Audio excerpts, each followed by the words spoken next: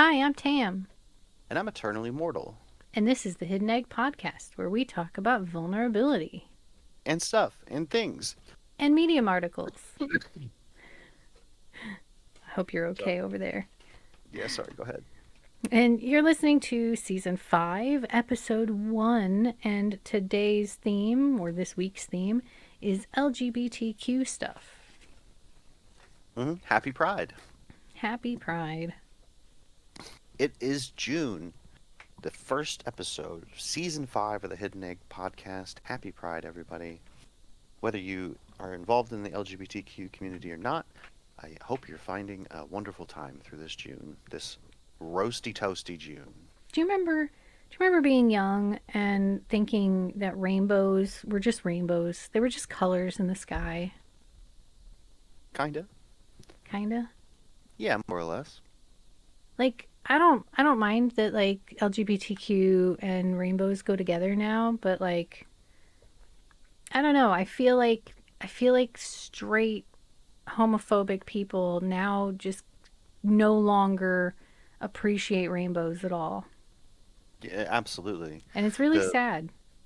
the aggravated political climate going around a lot of the world right now, especially with regard to LGBTQIA plus folks, is made it to where the rainbow has become a battle flag, Yeah. and now now people wear it with pride as opposed to just before it became a pride symbol, it was from a Christian's perspective the symbol of God's promise, to not kill everybody again.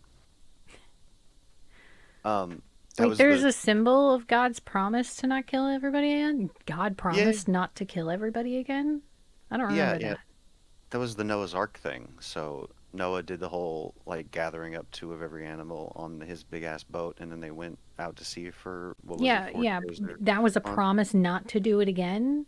After the bird came back and could find land, and so they knew the waters were receding. I think it was then that God showed a rainbow as a symbol of his covenant to Noah that he would not just destroy the inhabitants of the earth ever again. That seems presumptuous. Did God actually say that that was his symbol for it, or is this an assumption that somebody had that was like, "Oh, it's a rainbow. This must mean that God is never going to hit us again."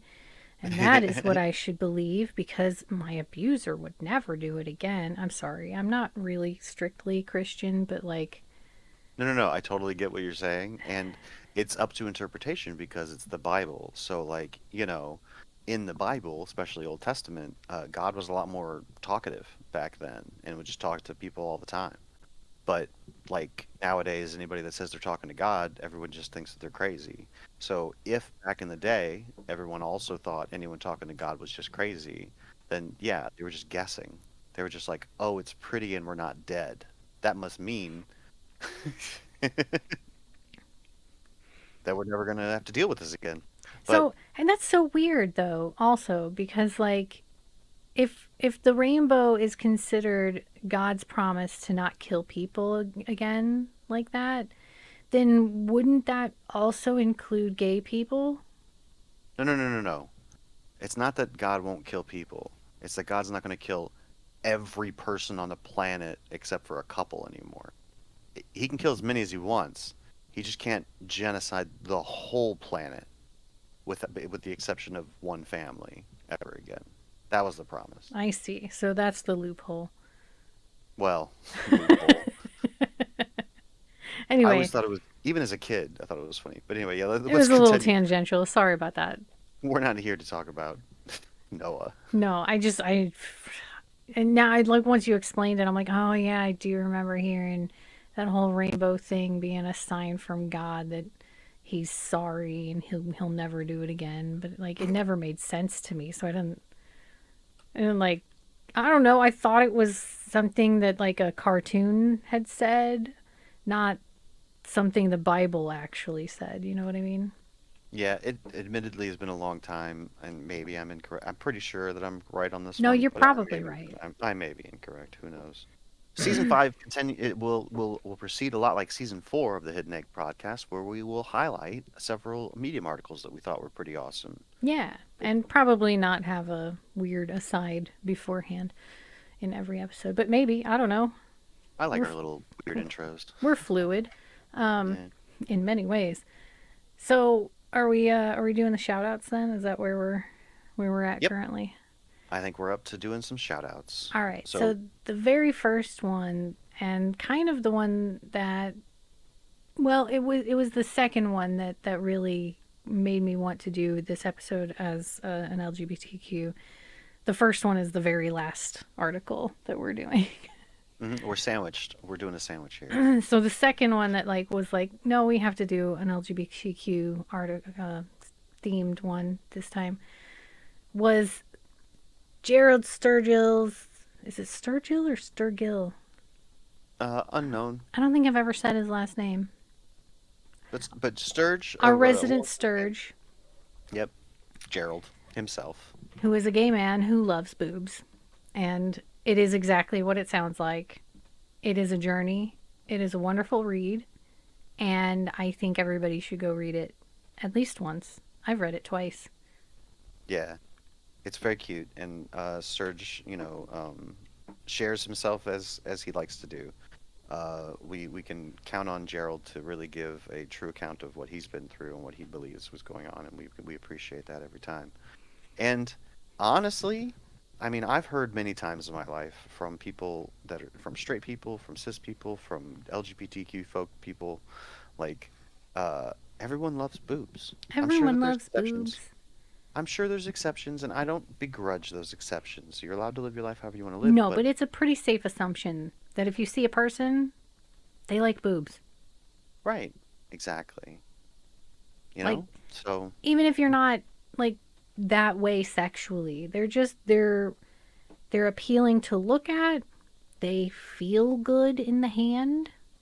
yep. If you own a pair, you know what I'm talking about. Hmm. It's fun. So it Squishy things are nice. makes perfect sense to me that a gay man would still like boobs. And Sturge went through some of his past and everything in this one, telling some, giving some context about why and when and where and how, and it was a very nice article. I really enjoyed it. Yeah, without it being too graphic, I should say. Oh yeah, no. So and I feel like this is a pretty mostly ubiquitous experience. Maybe not everybody, but enough people that you could reasonably assume anybody. Hmm. Hmm. So the next shout out, I just published this today Yeah. on the new Rainbow Road publication that is LGBTQ themed, and it's by Amy Stinnett. Stinnett. I'm not sure if I'm saying that name right, so I hope that it's not terrible. And their article is called "Coming Out to My Parents." Did I even do it? I'll be honest, I haven't even read this one yet. It's so new, so I'm gonna have to let you take the lead on sharing what this one's about. Yeah, so I'm not gonna like go through all of the things that she says in there, but it's just her journey with coming out without coming out, basically, and kind of just sharing what her experience was, and then asking, what you think. Do you think that she actually ever came out, or do you think that she was a coward and didn't yet? Like, what's your take? So she's kind of asking for a little bit of participation in the mix, but I thought it was interesting. And Yeah. I compared it to in my comment to her. I compared it to heterosexuals, right? Who never told their parents that they'd had sex. Like, they never talked to them about having sex. It's a very similar conversation. Saying that you're gay is essentially similar. It's similar to heterosexual saying I'm sexually active. They just suddenly appear with a child one day and like there's no conversation. Is that cowardly? Maybe from some perspectives, but like, why do they need to know? Yeah. Yeah, yeah, absolutely. And I think it's actually an experience that a lot of people have had, honestly, like gay people and even possibly even straight people or people that are, bi or whatever. From our generation especially, I think that the people that are in their 40s right now, late 30s, like sometimes there just wasn't time to do the whole coming out thing. You're too busy trying to figure out how you're going to Oh, survive in this world. Excuse my language. well, Um, I believe Amy is actually of a younger generation. I think she said she's like 23 or something, early to mid 20s. So maybe not quite having the same background that we did. But I mean, still, during that age, you still kind of end up trying to figure out how to survive anyway. oh, I did read the first line and it said back in the mid to late 80s, coming out was not an easy thing to do. And I just sort of took that as an assumption that, she was roughly our age, maybe a little younger. Hmm. But, I'm mistaken all the time. Well, I mean, I think coming out is still a difficult thing for a lot of people. Some people get, I'm thrilled that some people, when they come out, it's met with happiness and celebration in some places. Very rarely, I think a lot of times it's still met with a lot of hate and rejection, and that's terrible. But I think it's slowly getting around to where some people are getting to have a positive coming out, and So that's amazing. can I talk about a tangential aside for a moment? Sure. So like so there's the whole coming out battle, right? And that's its own discussion. But let's set that in a on a plate, okay? Mm, And with it, I want to also set things like the, virginity thing that I mentioned earlier. But I also would like to put on that same plate having kids as part of your marriage or showing up, single day, holiday after holiday. I feel like that plate that consists of none of your freaking business stuff that people feel entitled to harass and bully others over. I just want to shine a light on that. It's a ubiquitous experience that something on that plate is going to be sampled by everyone at some point in their lives, and they're going to have that feeling of it is none of your business. Why are you okay. hassling me about something that is none of your business? Yeah. I don't know. I just saw a connection there, and I was like, I know that these things are separate things. They have their own individual experiences and challenges and hurdles, but they are all a part of this societal understanding or this societal belief that your parents or your family or even your friends have the right to tell you how to live your life. Yeah. Absolutely. And it's pretty. Oh, No one is entitled to any part of your life. No one. You choose who can be a part of what aspects of your life you want to include people in. And yeah, if you're going to come out to family members, you're probably hoping for at least acceptance, right? right. Um, so you're kind of putting in the risk out there. You're putting yourself out there for that. And for a lot of people to take that opportunity, that vulnerability that a loved one is showing you, and to Oh, put on them and to tell them that they need to be a specific way. It's the first episode. I'm cursing too much. Um, it's fine. We have the bleep thing now, remember? oh, we do have the bleep thing now. Oh my God. So the people watching this as a video, oh hi Sturge. People that are watching this as a Oh, video, they're going to hear that exciting. bleep sound and they've already heard it probably at least 3 times. Yeah. Uh-huh. Yeah. Uh-huh. I'm going to use it for mine too, so that's going to be awesome. Welcome in, Sturge. Good to see you, buddy. We already did your shout out. Sorry. Uh, but yeah, people that take the opportunity of someone, being super vulnerable and coming out as, whatever aspect of the LGBTQIA plus community they are, and for the family members to take that opportunity to tell them how they should live their life and to tell them that they're wrong or bad or evil for that is just it doesn't make any sense to me. It's asinine and ridiculous and kind of horrible. I consider it abusive alone. That alone is abusive. It's like someone saying, look at this cut that I have on my hand, or look at this very vulnerable thing that I have, and then someone's stabbing it. Like it's terrible. Well, it's kind of like they're actually like pouring gravel in it, but they think that it's pouring salt in it. Like they think that they're Helping in trying to some way. help, but what they're Hmm. really doing is rubbing in unnecessary agents that could lead to an infection and sever the relationship and Right. possibly damage that person emotionally for God knows how long. Right. For life potentially, but yeah. Yep. Hmm. Um, Anyway, did this go ahead. I was gonna say, did Amy's article come out with positive stuff also, or was it really Yeah, just so more I, like, I, I was actually going to say, like, none of this actually applies to Amy's article. Amy's article was not trauma filled that I saw at all. It was actually very, like, tame and while there were some challenges that she mentioned in it, it wasn't it wasn't what we're talking about. Like it wasn't severe. And maybe that's just because she only hinted at some of the difficulties between her and her family. I don't know. That part wasn't expressly stated. So none of this extreme trauma part really applies to the article itself.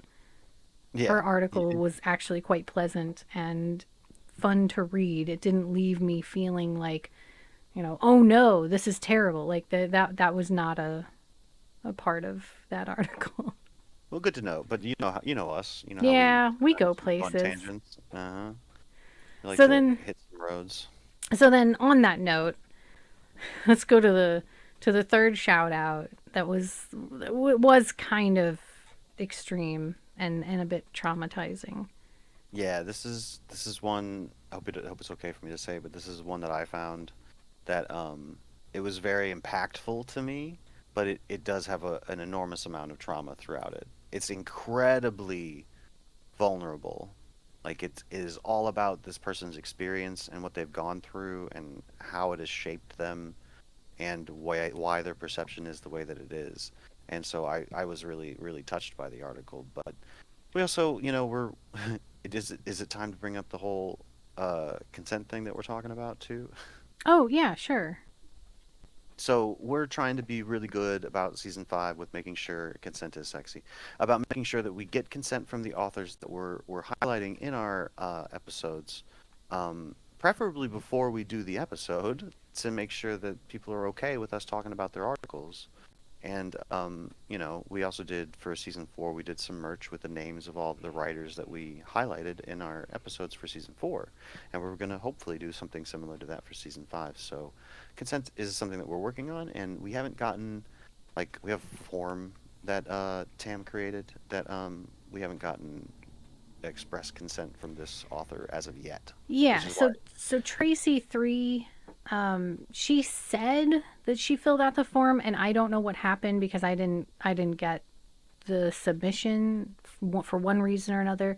So I didn't feel super comfortable putting this one on the thing, but it was also a little traumatic too, which is really the big part. It's not that trauma isn't good for our podcast. We definitely do trauma all the time, but this particular episode, I felt that LGBTQ stuff tends to be a little heavily weighted on the trauma in most places, and I wanted to make this episode more relatable, Yeah. and that means not traumatizing everybody with the things that happen when you are in an LGBTQ experience. Right. So And you can go and find you can find a whole bunch of places that'll be able to show you the trauma that LGBTQIA plus folks have gone through in the past several years and all of time. Or you could go to this article right here and see a whole bunch of them. yeah, and this particular article is called "I'm Rejecting Gender in My 40s After a Misogynistic Catholic Upbringing" by Tracy 3. It's a really well written article. I will say there are some parts I don't necessarily agree with, or I feel like they've gone a bit extreme with. Yeah, However, it's it's an experience, and I think that for anybody who is curious about what a transgendered person who has a very female looking body goes through. And I'm on that same boat, by the way. I don't really care about gender. I think the idea of gender is nuanced, but I don't particularly care if people see me as a girl, a boy. As long as I'm not a thing, I'm fine. But yeah, anybody and who I'm wants to know what this experience is like should read this article. yep, absolutely. It was very good, and they have definitely been through an enormous amount. Some of the positions that they've taken have been created because of the trauma of their past, and so it kind of makes sense that they're going to be hard line about some things, and we didn't have those same experiences, but we do both kind of share that. I'm okay with being called a thing, to be honest. I don't really super care either way. Me and one of my favorite streamers have both said out loud to people that like we wouldn't really be unhappy with the pronoun it for us. Yeah, I So, don't like it. um, but this was a really impactful and powerful article, and I'm really glad I found it. And I hope Tracy 3 finds some smiles. Seems like they're Okay. doing pretty good, really. I should also say I don't know if Amy didn't like give me consent either, which is why like she didn't even give me in a comment any consent. There wasn't enough time, so I just put it in there as a shout out because I liked the article. It was nice.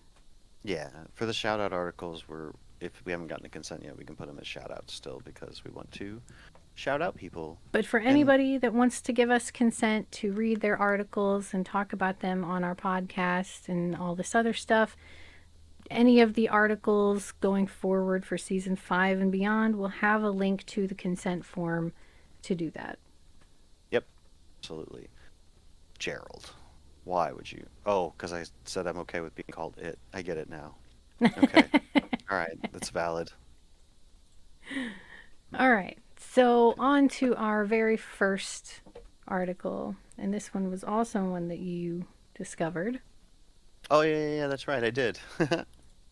So yeah, Murphy's Law, a member of our Discord community, uh, put out the a bisexual prince was a straight man's first crush,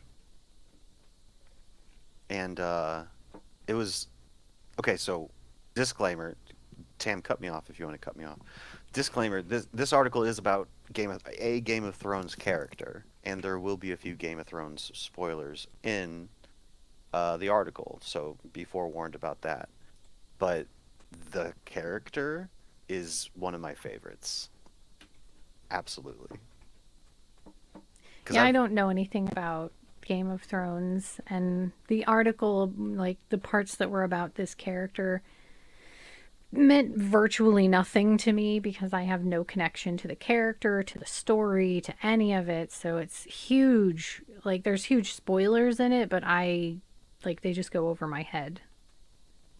and they're not going to connect with you when and if you ever do read or watch the show.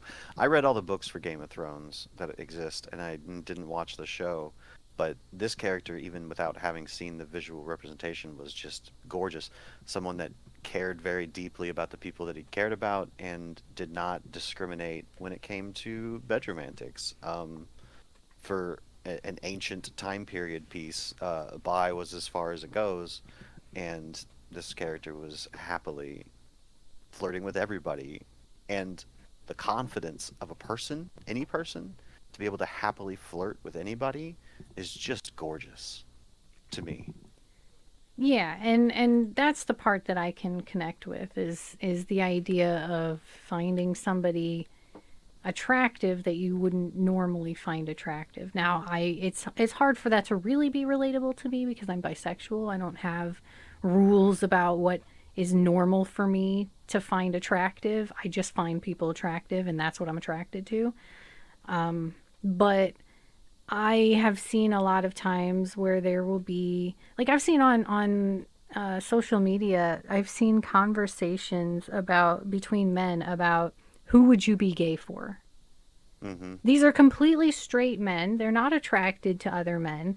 However, it seems to be fairly common that among men there are there's always like one man that you would go gay for Mm-hmm. just because of how they are. Their personality calls to them.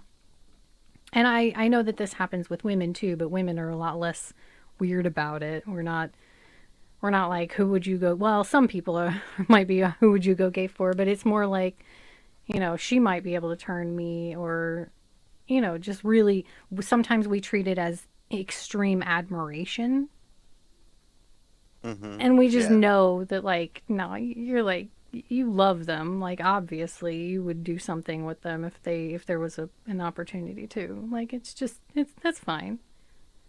Yeah. I kind of have the belief, and I wouldn't stand by it, and I'm not going to fight people if they tell me that they don't fall into it, but I kind of have the belief that everybody, if they didn't feel any societal pressures at all, would be a little interested in anybody depending on person. Like, maybe I should say pan. So like the right person, regardless of sexuality or gender, just hits the buttons in the right way, and you feel those little feelings inside, you know? Now, see, I can't go down that rabbit hole because I believed for the longest time that everyone started out bisexual and chose which one was stronger. And I, like, you can hear from the words and everything, like, that goes down a pretty rough road where you're like, I don't know that that's some place that we all start at, like, because it's not really something any, like, none of these other people feel like they chose a side. Right, right, right. Yeah. And so I had to, like, kind of do away with that. But I think it is a likely possibility that everybody has the potential for attraction to any gender based on a personality trait. And the Right. personalities that they're exposed to end up weighing which gender they end up feeling more strongly attracted towards, potentially. Like, that's something I'm like, well, that's something very difficult to ascertain, like what personalities they would be more attracted to when they're in their formative years. I don't know if we can ever actually test that. But we can know that there are many instances of people that are completely and totally straight, sometimes having one or two people that they're like, if there was ever a chance, maybe not a full on relationship, but I'd one night stand that. Right. Exactly. Yeah. Hmm. Just a I mean, little gay. when I thought that I was straight back in the day, I still had man crushes. I've been attracted to James McAvoy for an incredibly long time. And Brad Pitt's hot, but I think he's an asshole. But that might be why I think he's hot too. I'm not entirely sure. Right. Um, yeah. Uh-huh. Hey, buddy. It's not a it's a weird I've never seen him look like that, but yeah. Uh-huh. That's him. Who is this? James McAvoy. Oh, So it's not a great. Honestly, no offense, Sturge. That's not like my favorite picture of James McAvoy. There's Brad Pitt. there's Brad Pitt. Um, but James McAvoy was like the younger Professor Xavier in the X-Men movies. He was in several other movies. He's got really big roles that I can't think of off the top of my head. Um, he was in the Dune thing way back in the day. Um, there was the old Dune movie that ended with Paul Atreides doing a thing, and then there was the the sci-fi miniseries that came out that also included Children of Dune, and you got to see Leto Paul Atreides' children, and James McAvoy played Leto the second. Uh, Oh, okay. Yeah. Yeah, he was hot in that. mm, I think he was Yeah. young in that, but yeah, He was really young, absolutely. yeah. But he's been in a lot of other stuff, and I'm floored every time I see him. I think he's got a great acting ability. He kills every accent he tries. His home accent is hot as oh damn it, I'm putting in more bleeps. Um, but yeah, I've always kind of there's always been dudes. I mean, there's been a few guys in my actual like real life that you know, I was like, okay, I wasn't gay, I'm pretty sure, but he's really cute and like nice and like look at that smile, you know? So Well, that was the initial, but of course I'm pansexual, so yeah, like I I'm don't. I was gonna realizing say that. I don't think you're straight. Yeah, I was never really. I just didn't know it at the time. But like Ghost, for instance, he has definitely explored the possibility of being bi, and decided like that just isn't not decided, but realized that that just doesn't actually do it for him. Yeah. However, even he has, I might go a little gay for this person Yeah, here and there. here and there. Like it's not a lot. Like it's really like just usually one maybe two people at most. But like yeah, that would I would. It's kind of like saying I might experiment with this again and you know see if anything happens. So yeah, I really like Murphy's story because it touches on that. It touches on that kind of almost forbidden male love kind of thing that I think that a lot of guys actually do experience but don't feel comfortable talking about. And that's part of the reason why I was so thrilled with Murphy's article here is because like he's just coming out there and saying it to everybody and like getting it out there and showing that like it's not weird. It's not a bad thing. It's a good thing. Look at what this has like shown me about myself. You know what I mean? Right. Like it's I thought it was very well needed piece of content. Right. So, It's kind of a bridge to like not to have heterosexual males become homosexual, but to have one experience is like, oh, I bet being gay is just having this all the time. And then you can understand a little bit better like, oh, okay. Well, this isn't condemning. This isn't the worst thing in the world. It's not what I would choose. It's not what I want, but at the same time, I can understand, you know?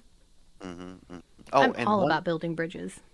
one last thing for this article. Not only is uh the Viper, because that's what this person, the character's nickname is from Game of Thrones, is not only is he bi, but he's also poly, and we don't get an enormous lot of like positive poly representation in media. Mm, And he is in an open poly relationship with multiple people, and they bring in new lovers. And uh, sure, Game of Thrones is a pretty toxic waste dump for the way that people treat each other in a lot of ways, but this dude and his partners are all very wholesome towards each other, from my perspective, if I remember correctly.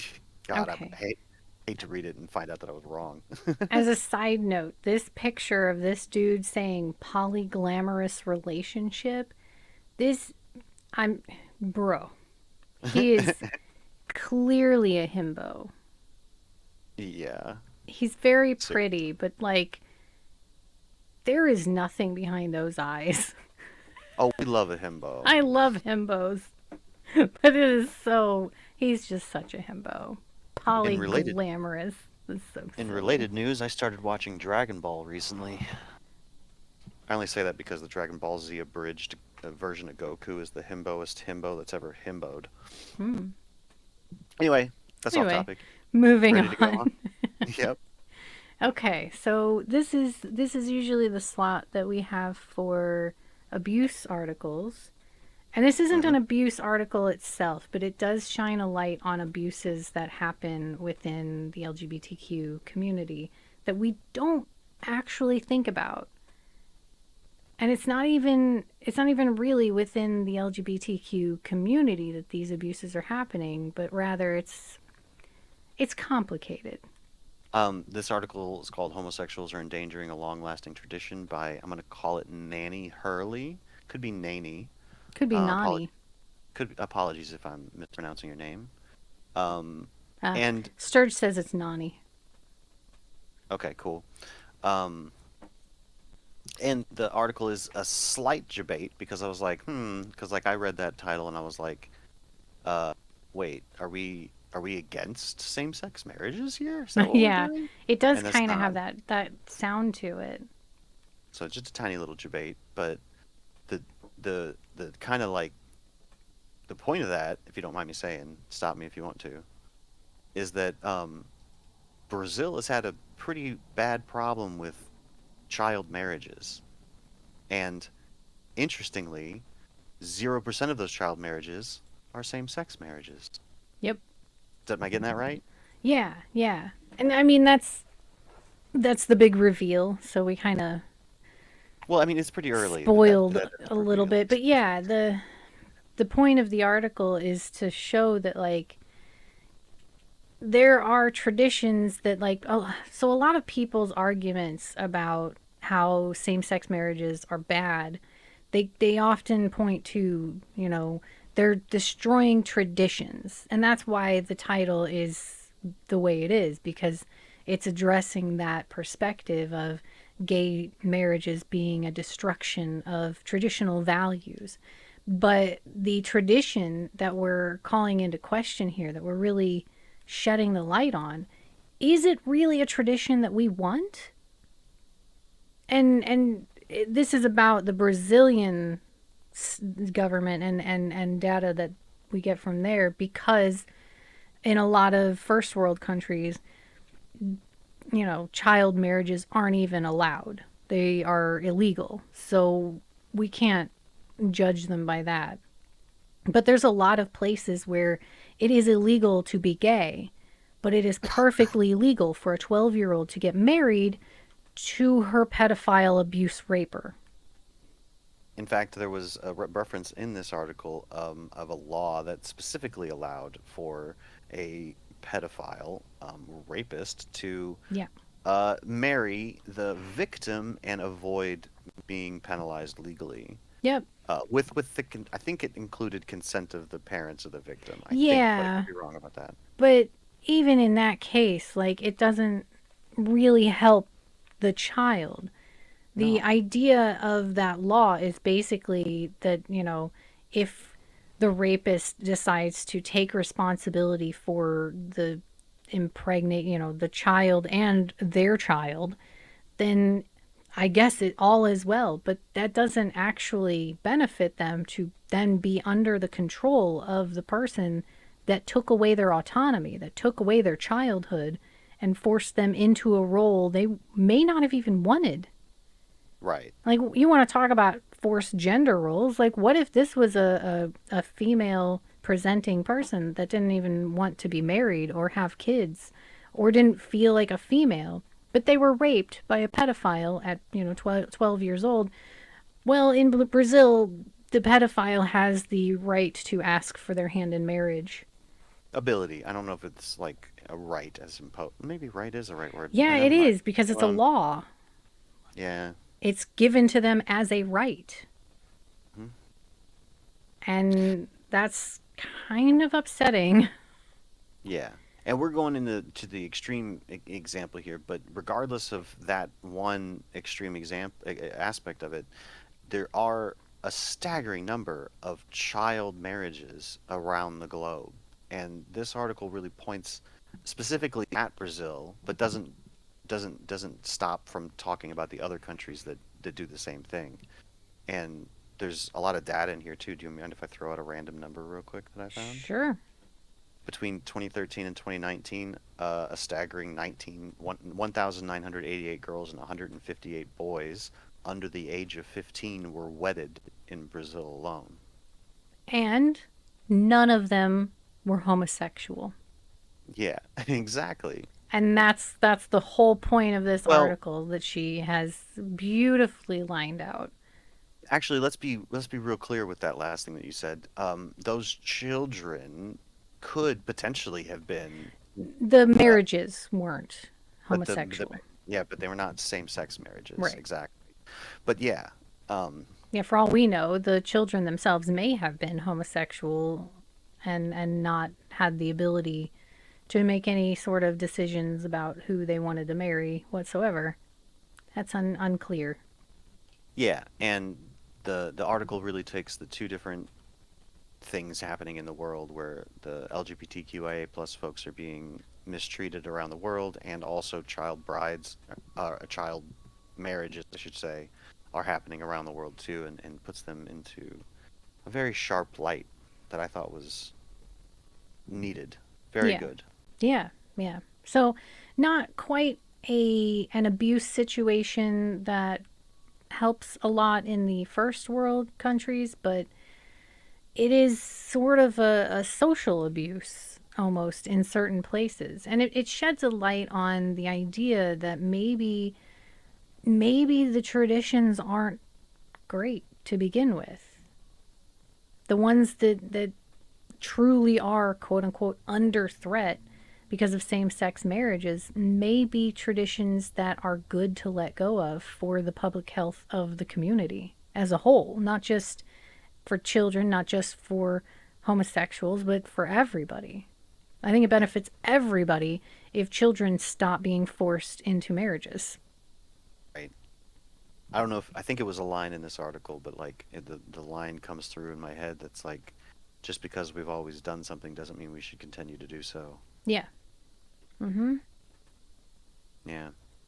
I want to call out a couple more statistics that were brought up in the article real quick, just because they're staggering to me, and I want it to be in as many public places as possible stated. Yeah. Okay. But Brazil has pretty, let's say, progressive laws regarding LGBTQIA plus folks.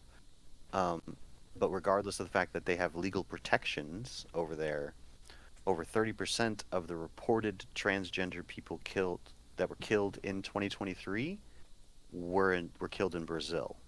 Almost a third of every reported transgender murder in an entire year. Of course, that doesn't mean that it's 30% of all transgendered people that were killed.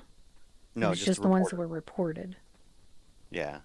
And to follow that up real quick, according to Transgender Europe, an organization, over 70% of murders of trans and gender diverse people happen in Latin America. But it also makes sure to mention that, like, Latin American countries report these incidents, and a lot of countries in other places do not report those instances. And so you're not going to necessarily get the full picture of what that really looks like. But of the Right. reported ones, it's Latin America that's doing a lot of that. And I don't mean to like degrade the whole region. I'm sure that there's wonderful people that love everybody in those regions and everything like that. I just want to show that it's a struggle for the LGBTQIA plus folks that live in that area. I think the thing is, because I could have sworn just like maybe 5 years ago that Latin America still had laws on the books that made it illegal to be any part of LGBTQ. Like, I thought that that was true, like 5 to 10 years maybe. So Hmm. I think the issue here is that when you finally start trying to turn that around, it seems like it's getting worse because you're starting to pay attention, you're starting to report all of the damage that's still going on while you're trying to clean it up, while you're trying to change things. And so the other countries, the what was it, like 61 other countries that it's illegal to be gay. It's Hmm. illegal to be any of these things that aren't the traditional heterosexual lifestyle. If those countries, any one of those countries decide they're going to change and, make it okay and change the laws and everything, then they'll be the ones at the bottom of the totem pole, Right. because that's kind of the way it works. The worst countries are going to be the ones that are the most recent in their changes. If they're not, like America, then obviously there's some systemic problems that are deeper than just making laws that are different. Like we have other problems beyond what laws are on the books. Absolutely. So, Well, that was our deep, heavy article. Do you have yeah. anything more you want to say about that one? No, it was deep and heavy, but I feel like it was necessary. It helps paint the perspective that there's no wrong answer to sexuality. There's Yeah. only a wrong answer to how you treat other people. Yep. Agreed. So here's the last one. And this is the one that inspired this whole episode to be LGBTQ themed. It was published over a week ago, and when I read it, I was just I was just like, nope, this has to be on episode 1 of season 5. It just has to be. And it's by, so the medium name is I Napoleon B, but their actual name, I didn't save it on here. What is the name? Um, Sturgis says Napoleon. Napoleon? Okay. I they filled out the form, and then when I, because on the form I asked like, what name do you want me to use for merchandise and everything, and they told me to use their dog's name, and I'm trying to find that information, and Yeah, I Fifi. That's right. Fifi, yeah, Fifi, yeah, Fi-Fi? or Who Fi knows? Fi, yeah, I'm not sure. Um, I don't know why they wanted me to use their pet name, but but that's that's where it cute. is. Yeah, it is That's cute. freaking adorable, and I love it. So the Um, article is called "What Does a True Gay Friend Expect You to Bring into Your Gay Friendship?" Subtitled "Unfiltered, Unrestrained, and Unwavering." yeah, this really kind of warmed my heart, honestly. Yeah, This so whole he article. found this gay friend before he came out of the closet himself. Yeah. And I guess for many years, I don't know how many years, but for some years, they were basically a straight man and a gay man in this very close friendship. And then when he came out, he, I think at some point he went to his gay friend, and there was a little bit of fear that, like, I don't know, would he be upset for the distance or upset at my life choices, kind of thing. And he's just, I don't know, he just describes this beautiful friendship that I don't think that the gay part is necessarily required in it for everybody, because I think that there are experiences where this happens in heterosexual relationships. I think this happens in, women, between women, whether they're gay or not. But I think for men specifically, it might be more difficult to find this kind of relationship without the gay mother, which is what he called his friend, is this kind of motherly presence to him. Yeah. What? My gay mother, and I love that. I think it's cute. I think that Napoleon found an amazing person because, like, there's some amazing people out there that are like willing to help you get through anything, and like, there's a lot of people out there that are not. They're only going to be there when it's convenient, or they're available, or they have time. But to find someone that can still be that cool after not talking to them for a year or 2 years or whatever, it's rare, I think. I will say, I think it's more likely. Like, I've had gay friends in the past, and the unfortunate thing is I lost the ability to contact them. I have no idea how to get a hold of them because I was troubled. I deleted numbers out of my phone after a while because I was like, they don't want to hear from me again, and I don't know how to break the silence. So I guess we're just never going to talk again.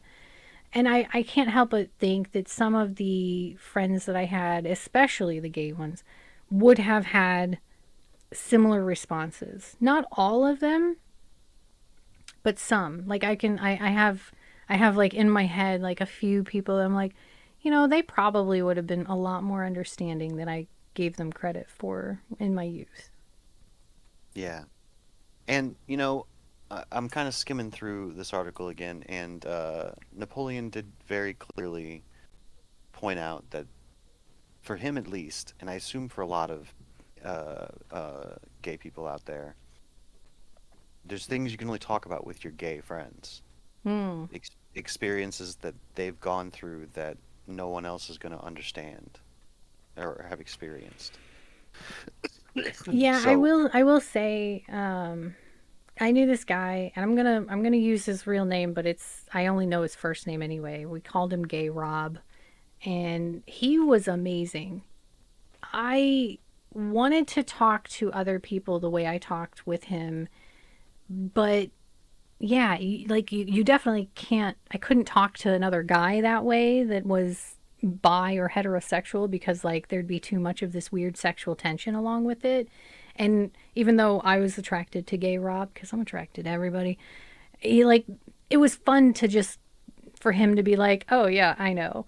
You know what I mean? Without there being any additional responsibility to that.